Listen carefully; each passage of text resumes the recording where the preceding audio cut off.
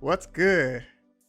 Whoa, that was pretty good, right? I'm assuming that you have now listened to Kendrick Lamar's response to Drake's two Kendrick Lamar diss tracks. Kendrick Lamar's response is called Euphoria. It just dropped on Tuesday early morning.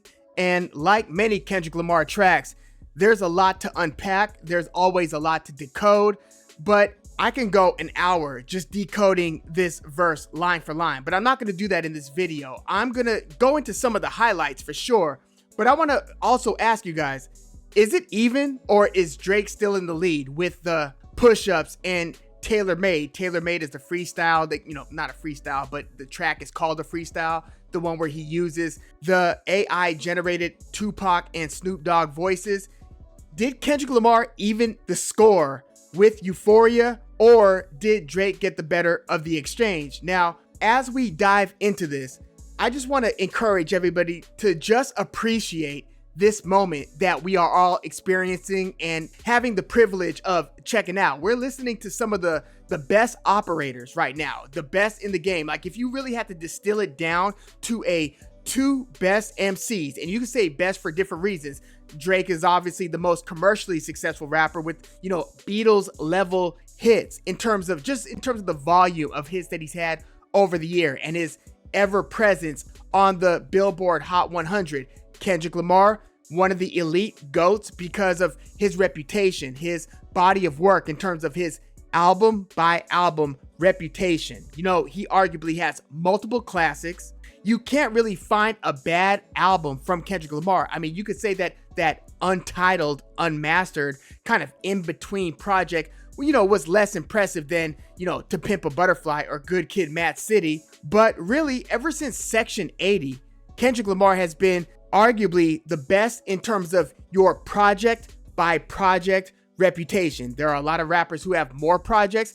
I mean, Future has more #1 albums than Kendrick Lamar, but reputation wise, Kendrick Lamar's albums have kind of been seen as being greater than the sum of their parts, the type of masterpiece that people go back to and reference and decode, even if he doesn't have like the track by track bangers as some of the more typical sounding artists that are more in line with what you hear on everyday radio. You get what I'm saying? Kendrick Lamar is not a playlist style rapper, but he does have some excellent songs, amazing songs, and he's one of the best songwriters and lyric and verse writers in all of hip hop. So right now we have the privilege, and it's a rare privilege, in seeing the best in the game go at it. I mean, you have to look back, Jay-Z and Nas, when they were two of the best in the game, they went at it. And you've had different beefs over the years, several beefs over the years, but this is kind of the modern era's Super Bowl when you're talking about the top two figures in the game. So let's just appreciate that, because this moment won't last forever. In fact, I was thinking, how many more back and forth does this go before it gets, I'll say, super ugly? Super Ugly was like the follow-up diss that Jay-Z launched back at Nas after Nas hit him with Ether. Once Nas hit him with Ether, the rap world pretty much erupted, and that was Nas's response to the takeover. And Jay-Z's takeover was kind of in response to this verse that Nas had. It was a freestyle, if you will, over the Rakim and Eric B, or Eric B and Rakim Paid in Full beat, where he first really started dissing Jay-Z overtly, not sneak dissing, but obviously dissing. So what we're witnessing right now is two of the best at this, giving us a display of their wit, just their sense of humor, their intelligence, their creativity, and they are both going at each other in their own signature ways. Like Drake, more so, he got jokes, like line after line. He doesn't switch up his flow as much as Kendrick does. He'll kind of hit you with the same cadence, line for line, but it just makes those lines hit harder because you're already kind of into the groove that he's setting in his rhyme cadence. So as he's repeating that almost hypnotic style cadence, you're just waiting for the next dagger that he's going to drop, and then the next one, and then the next one.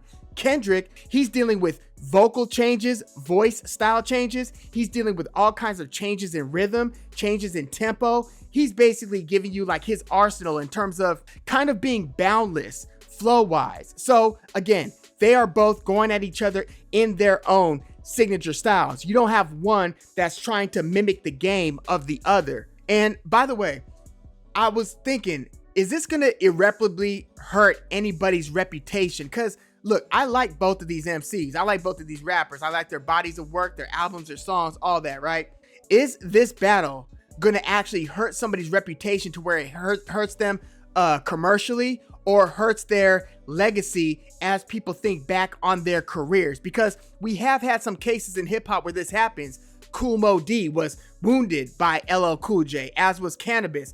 Ja Rule was obviously damaged badly by that battle with 50 Cent. I know that there were a lot of other things legally that took Murder Inc. down, but when 50 was just relentless from Back Down to those earlier mixtape tracks, the onslaught ended up impacting the perception of Ja Rule. Like the audience, the rap audience, took him a little less seriously over the years.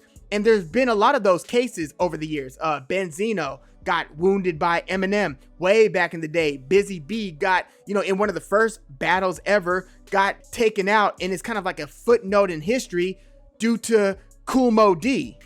At the time when first Ice Cube went at NWA and Eazy-E, and then a couple years later, Dr. Dre and Snoop went at Eazy-E. Eazy-E was taking shots from like multiple sides. That kind of hurt him in his last couple years of life, unfortunately. Yes, at the time he was getting things going with other artists at Ruthless, like Bone Thugs and Harmony, among others, but there are cases where these battles hurt one of the artists. And I'm thinking, are both of these guys, Drake and Kendrick Lamar, are they too big to fail in terms of their commercial status, their legacy, and so forth? I don't want to see any of their reputations get badly dented, if that makes any sense. In fact, ironically, it really might be J. Cole who thus far has taken the biggest L, because it almost looks like he kind of headed for the hills and ran while, everybody else kind of took the front line, center stage, and started going at each other. Yes, he did have his principled reasons why he's not engaging in this battle, but to a lot of the rap audience that wants to see some of this action, right? Wants to see some of this smoke, so to speak. They see J. Cole basically withdraw, take his song off the streaming platforms, and then issue that apology to Kendrick Lamar. I don't know how that's going to impact his reputation in terms of how people view him as one of the potential GOATs or whatnot. But with this Euphoria track, damn, Kendrick went in. And he really don't like Drake, does he? And yes, there is some stuff that I feel is lower hanging fruit than others, just like when Drake dissed Kendrick Lamar's size, right? The size 7 shoes on, even though that was like a funny line. It's low hanging fruit, just like, bringing up Drake's biracial ethnicity. That's kind of low hanging fruit. There's nothing Drake could do about his race. There's nothing Kendrick Lamar could do about his size. So I look at those as being, kind of canceling each other out, although there are clever ways to go about it. Now, when Kendrick Lamar said, "I hate the way that you talk, I hate the way that you walk, I hate the way that you dress," by the way, that was referencing a DMX interview on The Breakfast Club where he was basically airing out his issues. But when Kendrick Lamar went there, he repeated it later on in the track, like a couple minutes later, because this is a 6-minute song. The second time he brings it up, though, he adds, "I hate the way you say the N-word."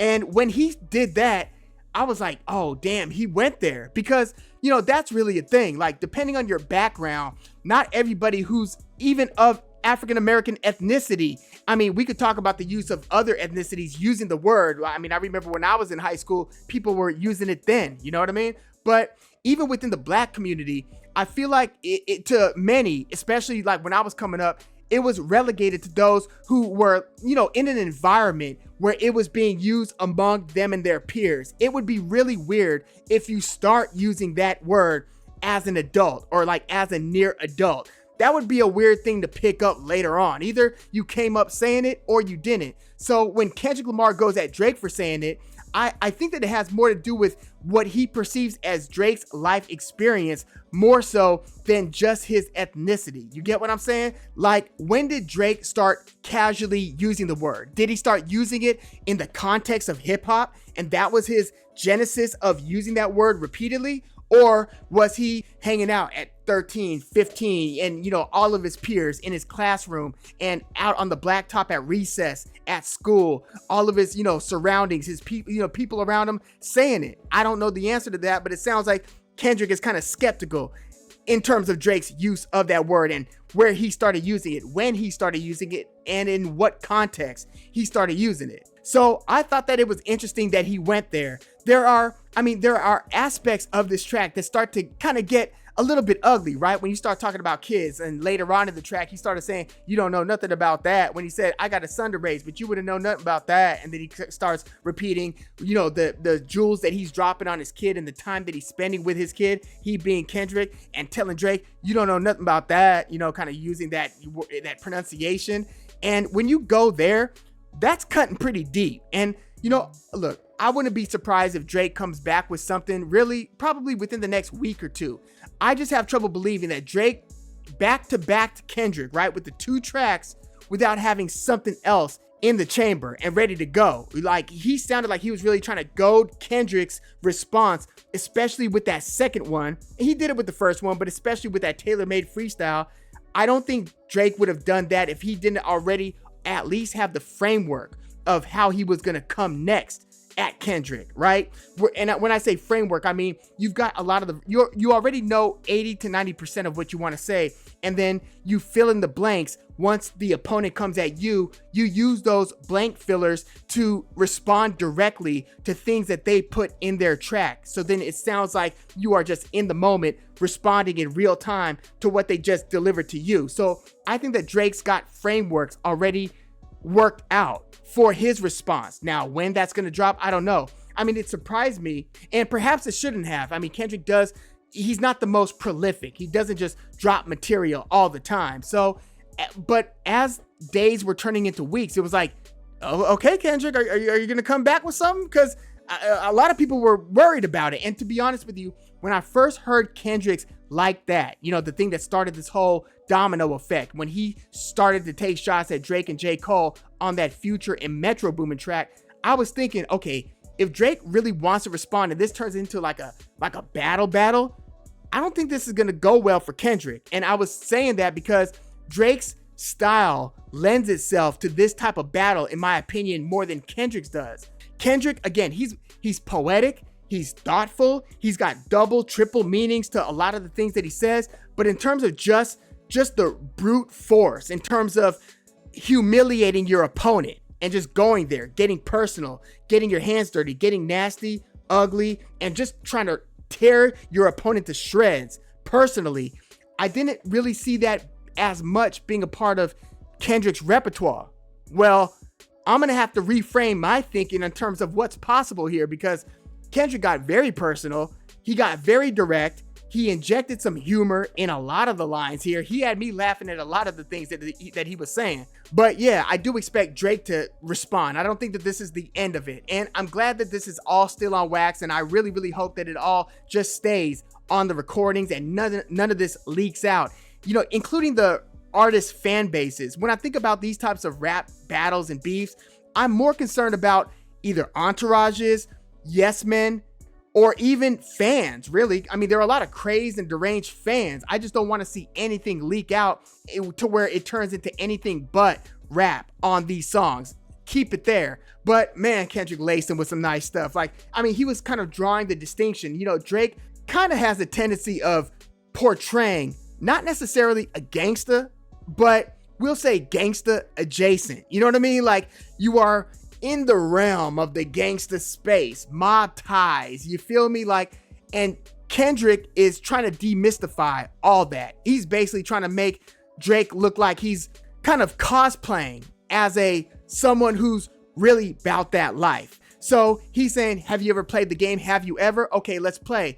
Have you ever? And then he starts talking about walking the ops down. Basically, just walking them down just means you're shooting, you're walking in the direction, and it's a lot more personal than like a drive-by or something that's a little bit more sneaky in terms of how you're going to start firing shots on somebody. Kendrick's saying, have you ever walked the man down while you're trying to take their life, basically? And he's saying, I failed, but I'm straight, I'm all right. And so he's trying to draw those parallels, like, what is your background really? You're talking like you're talking on the tracks, but what is your background?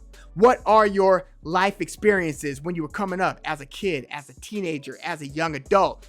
Basically saying you don't know nothing about the type of life and the type of environment that I'm from. Kendrick is from Compton, California. Bloods and Crips started in South Central Los Angeles, next door to Compton. So Kendrick was literally around ground zero. And as Kendrick was coming up, if you know anything about Compton and Willowbrook is an unincorporated part of Compton, basically. And that's where, Kendrick went to high school, Compton Centennial. One of my best friends went to Centennial. That whole area is very thorough. And if you don't have any business being out at night, you better get your home before night. You feel me? Yeah, it's just one of those areas. And that's where Kendrick comes from. So again, I don't think that a lot of his attacks that sound like they're bordering on race are just purely on the surface racial. I think it's more it's more experiential. Like when he says something about, you're not a rap artist, you a scam artist with hopes of being accepted. Tommy Hilfiger stood out, but FUBU never had been your collection. FUBU, the clothing wear in the late 90s, early 2000s, the acronym FUBU is for us, by us. And so Kendrick will talk about us as in both, yes, racially, but also as the culture, as the rap culture, which is tied to street culture. I also thought it was interesting that when Kendrick said, I make music that electrify him, you make music that pacify him. And then he said, I could double down on that line, but spare you this time. So pacify him, I was wondering if he was going to go with the underage thing, and that's what he was alluding to before moving on, which he kind of revisited a couple times in his own way. And he also kind of stuck up for his boy Pharrell Williams. Remember, Drake recently talked about melting the chain, like melting Pharrell's chain, and talking about how Louis Vuitton, like the brand ain't what it was since Virgil Abloh passed away. The brand ambassador after that was Pharrell. So Drake was kind of taking shots at Pharrell. And I remember when Kendrick Lamar was first coming out with like Section 80, one of his first A-list advocates, like real people that were going hard for Kendrick's music, was Pharrell. I remember he said he was getting off planes listening to the song Hold Up, Hold Up, Hold Up. Remember, that was track 2 on Section 80, right before ADHD. Another really cool track. If you haven't heard that Kendrick Lamar Section 80 album prior to Good Kid, Mad City, go back and listen to that one. But yeah, Kendrick took up for Pharrell. He said, I don't like you popping ish at Pharrell. For him, I inherit the beef. Basically, I'm gonna take this smoke on behalf of Pharrell and come back at you for going at Pharrell. And then he said, yeah, F all that pushing P. Pushing P is the Gunna song, but Pushing P is also pushing Pharrell. F all that Pushing P, Skateboard P, that used to be Pharrell's nickname. Let me see you push a T, which goes back to that beef. So I was like, oh, that was a good one. Yeah, he said, F all that pushing P, let me see you push a T. You better off spinning again on him. You think about pushing me. You better run that back with Pusha T before you think about pushing me. He's Terrence Thornton. That's Pusha T's name. I'm Terrence Crawford. Yeah, I'm whooping feet. Whooping feet is an LA thing. You whoop somebody so bad that they out their shoes. You know what I mean? And Terrence Crawford is one of the best boxers, probably the best pound for pound boxer in the whole sport. By the way, I do have a boxing channel. If you're into boxing, I've got a boxing channel called What's Good Woog. Check that out. It's for a lot of hardcore fans or even casual fans. But yeah, he references Terrence Crawford here. So yeah, Kendrick Lamar just going at him. Another one of the most clever things that he said, it's 3 goats left and I see 2 of them kissing and hugging on stage. I love them to death, and in 8 bars, I'll explain that phrase. So he basically is foreshadowing what's to come. He says, I'm going to tell you what I just meant by I love them to death 8 bars later. And then he says, it's nothing nobody could tell me. I don't want to talk on no celly. I got language barriers. It's no accent you could sell me. Basically talking about how Drake kind of switches up his dialect on certain songs. Certain songs he'll sound like he's straight from Houston. You know what I mean? Like, and he'll do the patois, the West Indian island accents, depending on the song that he's on. So Kendrick Lamar is basically calling him out for faking these different accents. With that, it's no accent you could sell me, Then he says, yeah, Colin Aubrey, no, I'm a selfish N. The crown is heavy, I pray they're my real friends. If not, I'm YNW Melly. YNW Melly, and this is where Kendrick circles back 8 bars later. YNW Melly has been on trial for a while now for the murder of 2 of his homies, like a double murder. So when Kendrick's talking about, I love him to death, then he later says, I hope they're my real friends. If not, I'm YNW Melly. Like, But yeah, Kendrick just gets busy on this track. He raps so well, and he's addressing a lot of things. He talks about like the splits. He saw, because remember Drake was talking about Top says drop and give him 50, basically like 50%. Kendrick's saying like, let's, see your splits. And then he says, you signed to an end, who signed to an end, who says he signed to that end. You know what I mean? You're signed to a guy who signed to a guy who signed to a guy. So let's talk about splits. So Kendrick Lamar fires back with that. But yeah, Kendrick Lamar basically is just making Drake sound like a pop friendly culture vulture in a way.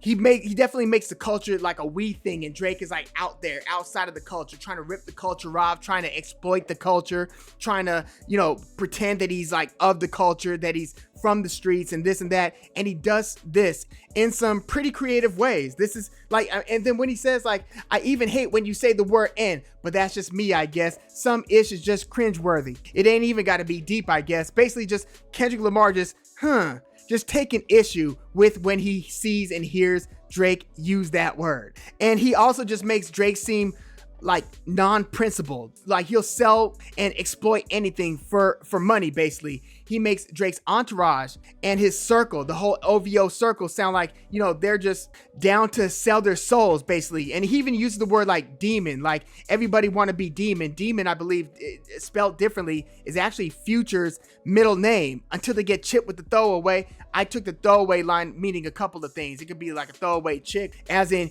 you got hurt by Future's side piece, or until they get chipped with the throwaway, like a throwaway Glock. You get hit with it and then somebody just tosses the iron. So basically people want to act like they're demons, or want to be acting tough, or want to be acting like, they're exploiting women until they get exploited or until they get their feelings hurt. He just makes Drake sound confused. He makes Drake sound like he's trying so hard for acceptance. He even goes through this passage towards the end where he repeats like the word Crody at the end. Crody is basically the Toronto slang for Crip. It's like Crip, Brody, Crody. And so he uses that word at the end of every line. Again, just kind of hearkening to Drake's, gang references and Drake acting like he is of that ilk. And he even talks about, classics. My first and my last are classics. You don't have none. Basically saying that Drake doesn't have a classic album. Even in the outro of the song, Kendrick's like, we don't want to hear you say no more. Like in the way that Kanye said, because we don't want to hear that weak no more. Get him high. So yeah, Kendrick came with it. For anybody who was doubting, and I was like, damn, is he gonna just fold this one in and not respond? Kendrick delivered, and he definitely did his part to maintain or to match the energy. And it's kind of interesting because Drake's style of dissing, like the way that he delivers his lines, it's a lot more casual. He doesn't sound as fired up. Kendrick is a lot more animated. Kendrick sounds like he dislikes Drake, and he sounds a little bit angry at times. Yes, he sounds like he's doing those lyrical and vocal acrobatics, but he also sounds like he's really got a bone to pick with Drake. Whereas Drake almost has like the Jay-Z energy, where it's almost like, psh, psh, like almost like he's just gonna give you half a bar. F y'all, if you remember the end of Takeover. Like, I almost don't even have time for this, even though Drake is the one who did come with 2 tracks in a row. But Nas more so has the ether energy, where he's going even deeper at Drake, and he's just saying, kind of acting like, man, I've been wanting this one for a while. I've been wanting to get this off my chest. That's how Kendrick came off. Just like Nas is the one who came off like, I've been waiting to get this off my chest on ether. So it's going to be interesting to see how Drake responds. Again, I do expect him to respond, and I think that Drake is staying ready with this one. I wouldn't be that surprised if he dropped something sooner rather than later. Because again, why would you come with the back-to-back heaters without anything after that? You're trying to get him to come at you. I would just be surprised if Drake gets caught on his heels without being in a position to fire something right back. Because if Drake did come right back, like within a few days, then that response to the response could almost overshadow, depending on the quality, of course, can potentially overshadow Euphoria. But as it stands, I'm looking at this like Kendrick might have damn well evened the score, at least, with this track. I saw like Gilly the Kid or Gilly the King. He was basically downplaying Euphoria. He was saying it was cornball. He's like, I like Kendrick, but yeah, that ain't it. Drake's up 2-0 is what he said. I think that if anything, it might be 2 to 1.5, or, it's close. Because remember, Kendrick fired the first shot, and it was surprising to me that Kendrick had fired that shot on Like That without having something ready to go right after that. So when Drake came back with those two, it was silent for a moment. And I'm like, why would you come with Like That, with that verse, if you didn't have more ready to go? You're calling for the battle, for the war, and you don't have any more arrows in the quiver ready to go right now. But okay, the next shot was Euphoria. So now it's Drake that's on the clock. We'll see what's next. But again, I hope everything stays music based. Again, they're kind of hitting below the belt with a few of those family, wife, in the case of Drake coming at Kendrick, kids coming from Kendrick towards Drake. So you're starting to dive into other territory where it's a deeper level of personal at that point. So yeah, both of these dudes are pretty prideful. So I don't see anybody taking a L lying down. You know what I mean? It's going to take some Jay Prince intervention, some sort of a peace treaty, a truce to break this one up. Because now, I mean, it's on and popping. And again, this is a very exciting time in hip hop. Enjoy it while it lasts, because there's no telling when there's going to be another moment like this. Again, there hasn't been anything quite like this since 2001, where it was Takeover, Ether, that era. Yes, you had 50 and Ja. Yes, we've had, other beefs since, 50 and Jadakiss. We've had all kinds of beefs. Jeezy and, Gucci, like over the years, we've had several. But when you've got rappers with these reputations and they are this decorated in the game, where it's almost, I think it's a pretty clear 1 and 2 between them. You could rank whoever above the other, but that's how I see it. I don't know when we're going to get this again. So sit back and enjoy. And let me know who you have up on the scorecards, if you will. Who had the better diss at this point? What did you think of Euphoria? Let me know your thoughts in the comments. Like the video. Subscribe to the channel if you love hip hop like I do. I'm Woog. Thanks for tuning in.